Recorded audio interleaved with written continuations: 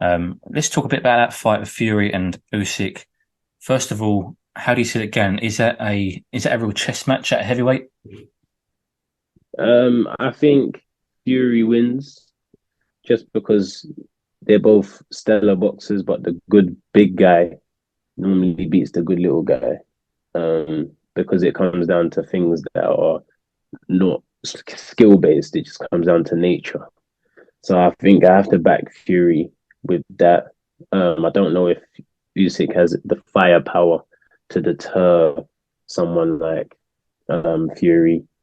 Um, we know he's been knocked down by cruiserweights. He's obviously been knocked down by a Wilder, which is no shame at all. But I just think based on how Usyk, the fighter Usyk has to be to defeat Fury, is very far from his nature.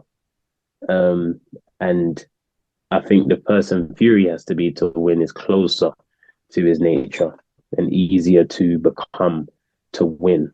So I am gonna back Fury. It's gonna be a lot of it'd be a lot of hustling and bustling for Usyk to cut the range and the distance. And these are not things that we've seen him do with the bigger guys as much as he has had those fights at Cruiser, him trying to bustle in on a 6'9", 18 stone man that actually has speed and ability.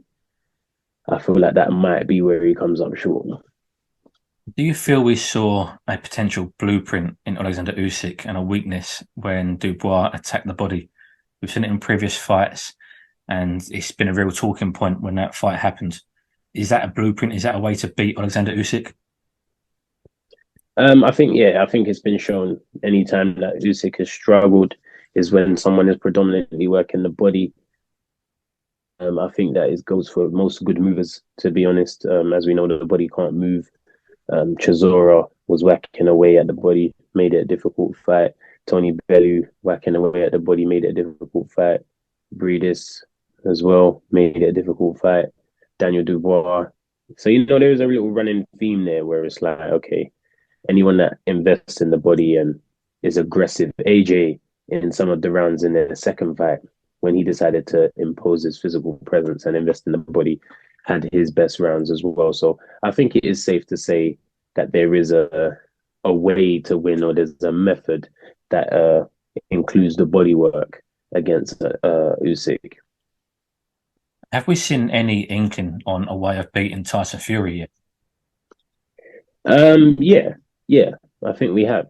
Sometimes his defense is a bit lazy, and he gets paid for that when he makes those mistakes, whether it's Otto Wallen, Wilder, Steve Cunningham, early days, John McDermott. Um, there's a few fights where it's like, okay, his defense can be a bit leaky. When he's on form, I mean, it's one of the best things to see when he's sharp and not switching off. But I think Tyson Fury is a man that if he loses it, he would beat himself rather than the other person per se beating him. It'd be a lapse in concentration or a distraction, or he's not fully invested in the fight. Something that comes down to him rather than the guy across the ring actually defeating him. And just on the flip side, in terms of respect for both of these guys, if they take this fight, obviously it's the best available fight out there for them both. It's the best fight in the division, really, at heavyweight at the moment. How much Yeah, respect go to both of these men if they take this fight? I mean it's historic. These are the fights that we want to see. I don't think the fight is as big as AJ and Fury fighting. Um, Still, yeah, sorry, 1 second. Sorry, I'm a center.